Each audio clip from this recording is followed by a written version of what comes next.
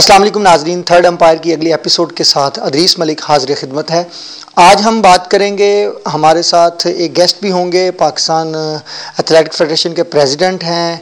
इसके अलावा वो पाकिस्तान ओलंपिक एसोसिएशन के जो फरवरी में इलेक्शंस हुए थे उसमें मेन कंटेस्टेंट थे, जो मौजूदा प्रेसिडेंट हैं उनके मुकाबले में, और उन्होंने बड़े मार्जिन के साथ उनको कम्पीट भी किया था। लेकिन इसके अलावा जो जनरल रिटायर्ड अकरम साही साहब हैं, उनका तारुफ जो है वो इस हिसाब से ज़्यादा स्ट्रॉन्ग है कि पाकिस्तान में एथलेटिक्स के वो चैम्पियन 1975 से लेकर 1979 तक रहे हैं। 1975 से 1979 तक वो पाकिस्तान एथलेटिक फेडरेशन के इस वक्त जो प्रेसिडेंट हैं वो उस वक्त के चैम्पियन थे, और उन्होंने ना सिर्फ वो अरसा जो है एक चैम्पियन के तौर पर गुजारा है। तो ये पाकिस्तान एथलेटिक फेडरेशन की बड़ी ही खुशकिस्मती कि इस वक्त मौजूदा फेडरेशन के वो प्रेसिडेंट हैं। उन्होंने कुछ कोशिश भी की और उनकी कोशिश जो हैं वो हम उन्हीं से पूछेंगे, सब कुछ डिस्कस करेंगे। हम सबसे पहले आपको उनके साथ मिलवाते हैं। हमारे साथ मौजूद हैं जनरल रिटायर्ड अकरम साही साहब। अस्सलाम वालेकुम सर। वालेकुम अस्सलाम। सर कैसे हैं? ठीक हैं आप? अच्छा, आज हम प्रोग्राम में आपके साथ डिस्कस करेंगे पाकिस्तान एथलेटिक फेडरेशन की अचीवमेंट्स, फिर पाकिस्तान ओलंपिक एसोसिएशन के कुछ जो प्रॉब्लम्स हैं पीएसपी का और उसका आपस में जो डिस्प्यूट थोड़ा सा चल रहा है उस पर हम डिस्कस करेंगे। फिर पाकिस्तान में स्पोर्ट्स का फ्यूचर क्या होगा ये हम डिस्कस करेंगे। एथलेटिक फेडरेशन के प्रेसिडेंट हैं, तो सबसे पहले हम एथलेटिक्स पर ही ज़्यादा बात करेंगे, एथलेटिक्स पे फोकस करेंगे, देखेंगे पाकिस्तान की जो अचीवमेंट्स हैं इंटरनेशनली क्या हैं, यहाँ पे क्या हैं। लेकिन उससे पहले सर हमने एक पैकेज तैयार किया है एथलेटिक फेडरेशन के बारे में, एथलेटिक्स के बारे में, पाकिस्तान के और वर्ल्ड एथलेटिक्स के बारे में, ओलंपिक्स के लिए स्पेशली। हम सबसे पहले वो देखते हैं। आइए नाज़रीन, सबसे पहले हम देखते हैं एक पैकेज।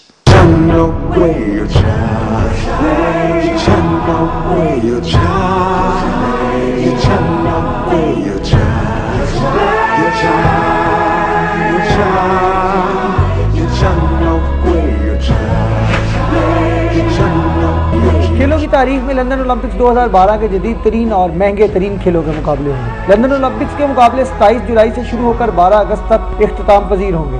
5 बरे-ए-आज़मों के 205 ममालिक के 17,000 एथलीट्स इन मुकाबलों में शिरकत करेंगे। लंदन ओलंपिक्स के मुकाबलों के इनेकाद में 63,000 लोग अपना किरदार अदा करेंगे, जबकि 70,000 आज़ाजी यानी वॉलंटियर्स की तादाद अलग से है। 9 लाख टिकट्स फरोख्त होंगी और लाखों की तादाद में शायकीन पूरी दुनिया से लंदन ओलंपिक्स को देखने के लिए गोया इंसानों का एक सैलाब की सूरत में लंदन में उमड़ आएंगे। ड्राई टेम्स के किनारे वाक़या जदीद और कदीम हसीन इम्तजाज और मिजाज के शहर लंदन ने ओलंपिक्स गेम की मेज़बानी हासिल करने के लिए 4 मुख्तलिफ राउंड्स में 4 बड़ी ताकतों को शिकस्त दी। लंदन से शिकस्त खाने वालों में फ्रांस का पेरिस, स्पेन का मैड्रिड, रूस का मॉस्को और अमेरिका का न्यूयॉर्क शामिल है। लंदन और खुशबुओं के शहर पेरिस के दरमियान मेज़बानी की फाइनल दौड़ हुई और 50 के मुकाबले में 54 वोट हासिल करके लंदन ओलंपिक्स 2011 का हकदार ठहरा। ये बात नहायत दिलचस्प है कि पेरिस की मेज़बानी की दौड़ से बाहर निकलने की एक वजह उनके बिड देने वाले अफराद में शामिल एक ऐसे सियासी लीडर की करप्शन का मंजर आम पर आना भी है।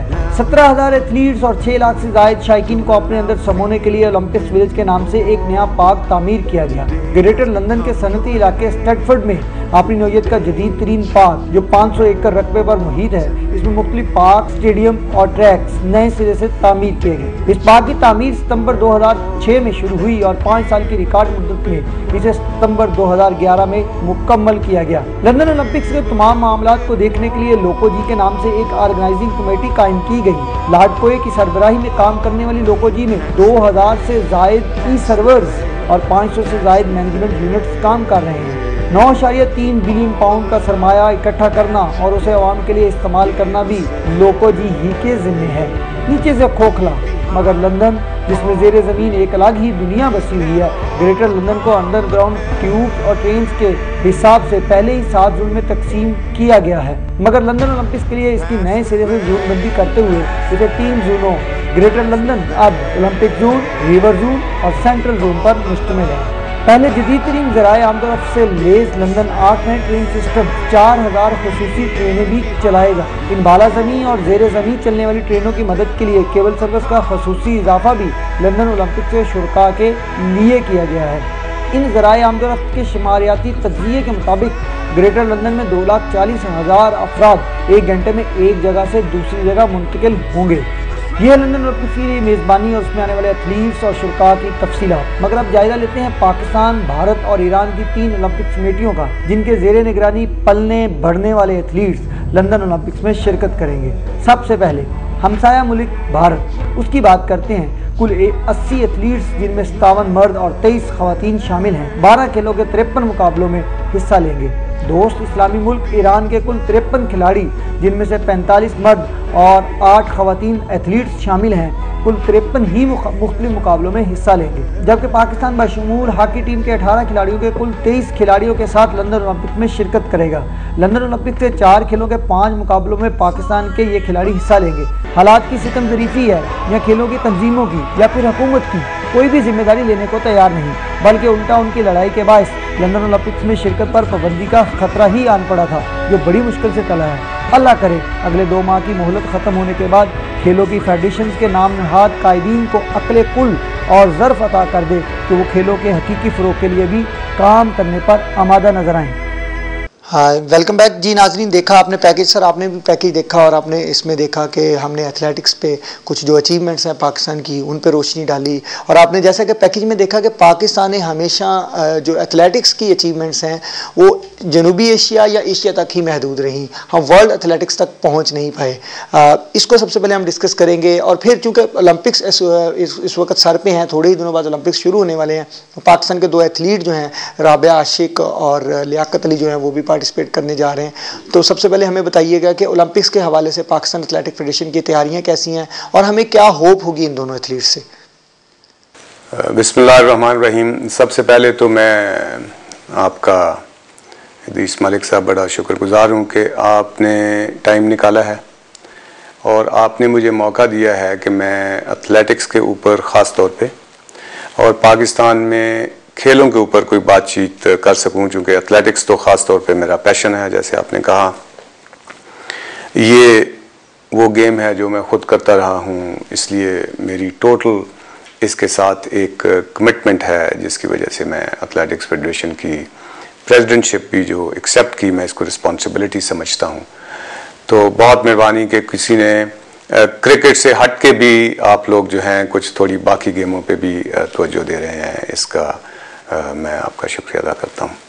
अब बात की आपने जो सबसे पहले ओलंपिक्स पे, ये जो हमारे 2 बच्चे जा रहे हैं, एक लड़का जा रहा है, एक लड़की जा रही है। लड़का आर्मी से है, लियाकत अली इसका नाम है, 100 मीटर में ये वहाँ पे पार्टिसिपेट करेगा और इस वक्त ये पाकिस्तान का रिकॉर्ड होल्डर है। इसने 10.1 सेकेंड बेस्ट अपना टाइम किया था पिछली जो हमारी नेशनल एथलेटिक चैम्पियनशिप लाहौर में हुई थी उसमें। और ये लड़की जो है राबिया आशिक इसका नाम है, ये 800 मीटर्स में वहाँ पार्टिसिपेट करेगी और ये इस वक्त पाकिस्तान की 4 इवेंट्स की चैम्पियन है और एक इवेंट का इसने इस नेशनल चैम्पियनशिप में रिकॉर्ड किया था और पिछली नेशनल चैम्पियनशिप में भी एक इवेंट में रिकॉर्ड किया था। तो ये भी एक तरह की लड़कियों के अंदर बेस्ट है, यानी इसके साथ कोई क्लोज में कंपटीशन में और बच्ची नहीं है, जिस वजह से हमने इनको सिलेक्ट किया है। लेकिन मैं ख़ास तौर पे एक एथलीट होते हुए और इनकी परफॉर्मेंस, मुझे इनके दोनों की टाइमिंग का पता है, ये कहना बिल्कुल भी मुनासिब नहीं होगा कि मैं कोई लंदन में इनके ओलंपिक्स के अंदर कोई मेडल एक्सपेक्ट कर रहा हूँ। मैं वो बिल्कुल भी नहीं एक्सपेक्ट कर रहा। बहरहाल मैं जो इनसे एक्सपेक्ट कर रहा हूँ वो ये है कि जो इस वक्त इनका स्टैंडर्ड है उससे ये बेहतर अगर वहाँ परफॉर्म कर जाएं, पाकिस्तान का रिकॉर्ड नया कर जाएं, तो मैं फिर इनमें मेडल जो है वो सैफ गेम्स में या बाद में एशियन लेवल पे वो एक्सपेक्ट करूँगा। इस पर हम और मेहनत करेंगे। तो ये है जो मैं इनको एक्सपीरियंस के लिए लंदन भिजवा रहा हूँ। सही। अच्छा, ये तो आपने बता दिया सर। जो पाकिस्तान एथलेटिक्स की अचीवमेंट्स हैं, जैसा कि मैंने शुरू में भी जिक्र किया कि हमेशा से हम जनूबी एशिया और एशिया तक ही महदूद रहे। आप खुद भी 1975 से 79 तक नेशनल चैम्पियन रहे हैं, आपका अपना एक रिकॉर्ड है, फिर आर्मी का बैकग्राउंड है और डेफिनेटली एथलेटिक्स में हमेशा पाकिस्तान आर्मी का बहुत ज़्यादा रोल रहा है। तो ये बताइए कि हम आखिर हमारे यहाँ टैलेंट की कमी है, कोचिंग की कमी है, एडमिनिस्ट्रेशन की कमी है, क्या प्रॉब्लम है कि हम वर्ल्ड लेवल के एथलीट्स जो हैं वो प्रोड्यूस नहीं कर पा रहे?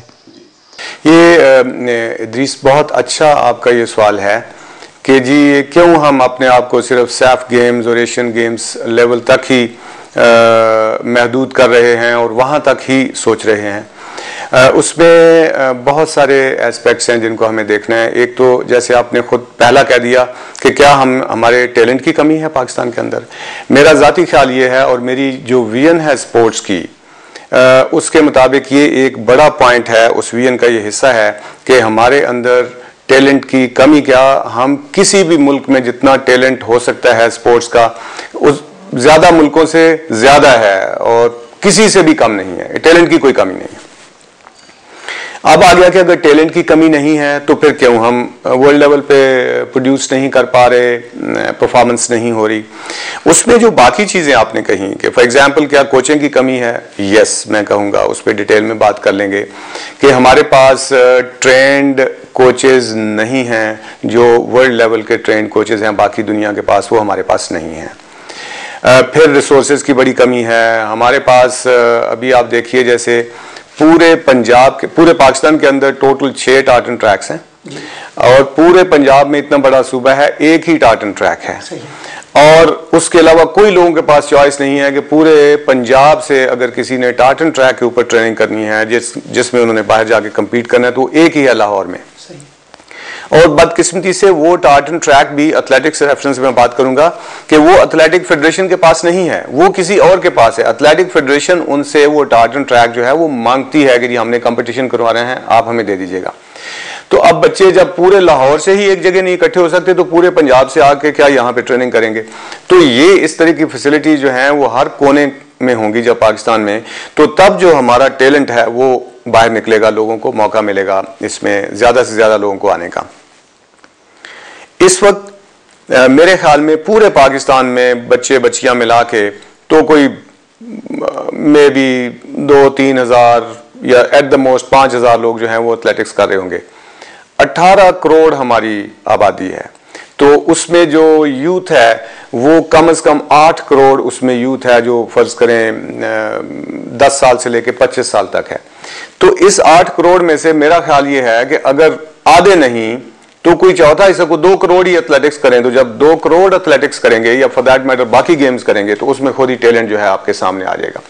जब भाग ही 100 लोग रहे होंगे तो उसमें से क्या आपका टैलेंट निकलेगा जो वर्ल्ड लेवल पे जाके compete कर सके। तो एक तो मैं समझता हूं कि ये बहुत बड़ी वजह है, इसको हमें जो हमारा बेस है इसको हमें बहुत ब्रॉड करने की जरूरत है और हर कोने में पाकिस्तान के हमें खुद पहुंचना चाहिए, इसकी बजाय कि हम बैठे इंतजार कर रहे होंगे जी हमारे पास कोई आ जाए।